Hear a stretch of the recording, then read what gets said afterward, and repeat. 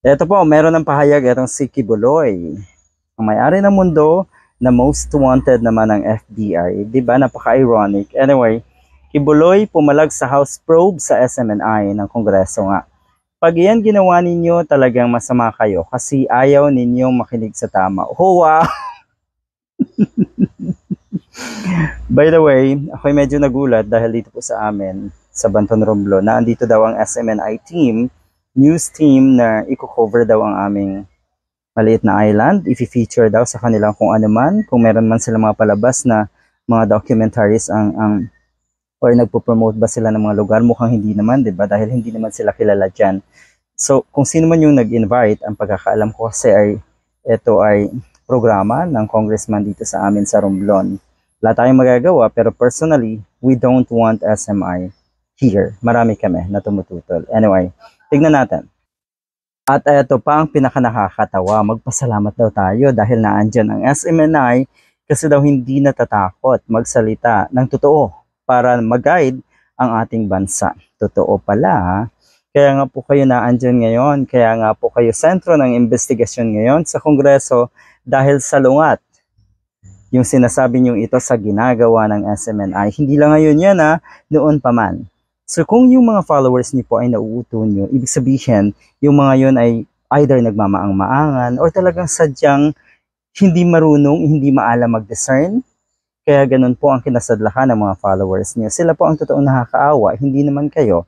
Pero ngayon na nanganganib na nga ang inyong istasyon para mawala ng prangkisa, ay talaga pong nakakaawa na kayo.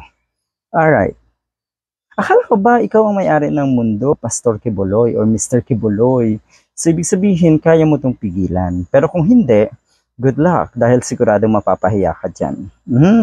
Most wanted, nawala ng mga platform, na-deplatform ng maraming platform. Eto si Kibuloy, pero unti-unti ngang nawawala. At yun nga, pati yung SMNI, etong stasyon niya, ay nanganganib ding mawala. So, ang ibig sabihin, good luck. Wala kayong puwang sa mundong ito.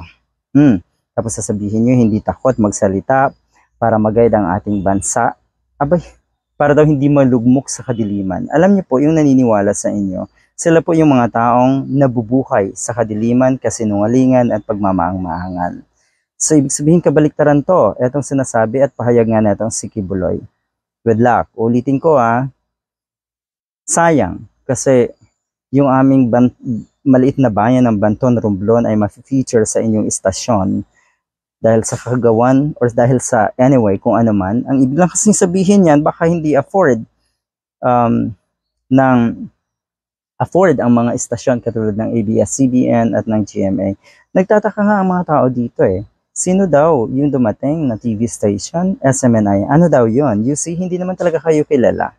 Okay? At lalong hindi kayo kilala na gumagawa ng kabutihan at tumutulong sa ikauunlad o sa pag-unlad ng ating bansa. Sa madalit salita, kayo po ay panggulo ng ating bansa.